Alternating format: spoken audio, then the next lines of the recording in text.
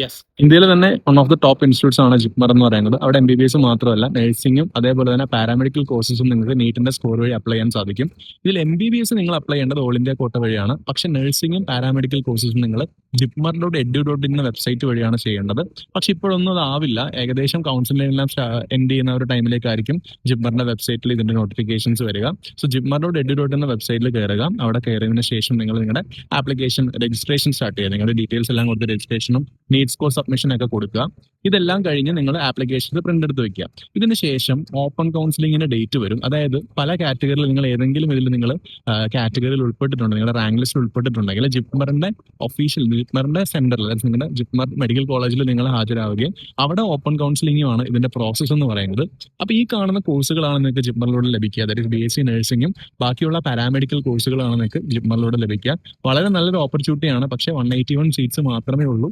അതുകൊണ്ട് തന്നെ JIPMER is the only option ഒന്ന് നോക്കിയിരിക്കാതെ ബാക്കി കോഴ്സുകളും കൂടെ നോക്കുക. അതിന്റെ കൂട്ടത്തിൽ ജിപ്മറും കൂടെ നോക്കുക.